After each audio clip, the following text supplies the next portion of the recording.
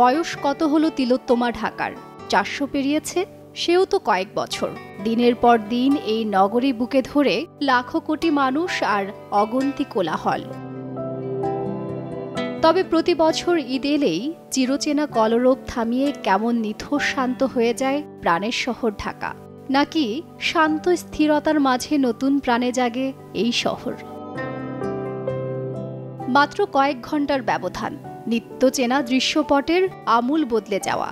নেই কর্মব্যস্ত মানুষের ছুটাছুটি, হাঁকডাক, নেই সড়ক জুড়ে গাড়ির জটলা যানজট। দিনভর গম গম ভিড়ের বিপরীতে শহর জুড়ে এখন এক পৃথিবী নীরবতা। পাহাড়সম অট্টালিকাও দাঁড়িয়ে আছে নিঃসঙ্গ, বন্ধ অফিস, তালাবদ্ধ বাসাবাড়ি। এসবের বাইরে সবথেকে বড় পরিবর্তনটা লেগেছে বুঝি শহরে প্রাণ প্রকৃতিতে। দূষণ মুক্তি নগর জুড়ে যেন নেমে এসেছে অপরূপ এক স্নিগ্ধতা।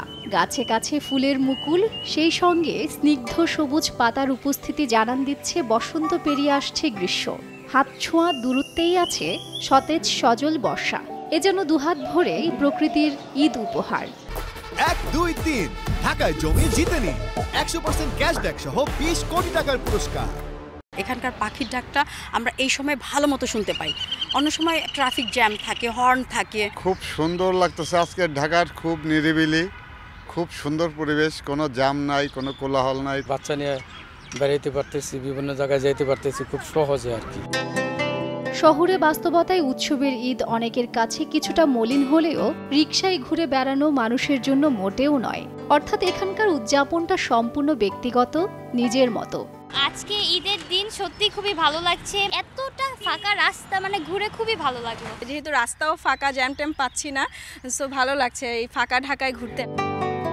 নাগরিক অভিযোগের স্তূপ বুকে নিয়ে দাঁড়িয়ে থাকা এই শহরকে ছেড়ে ছুড়ে চলে যাওয়ার জন্য হাজারটা কারণ আছে সত্যি, তবে ভালোবেসে আপন করে নেয়ার উপলক্ষেরও কোনো কমতি নেই।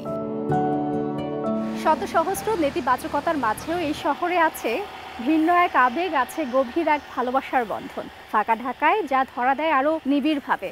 আর তাই বছরে 1 থেকে 2 বার খুব অল্প সময়ের জন্য আসা এই সুযোগ কি হাতছাড়া করার কোনো মানে হয়? যান্ত্রিক এই নগরে উৎসবে শামিল সবাইকে ঈদ মোবারক। নাজরিন রিকা, সময় সংবাদ, ঢাকা।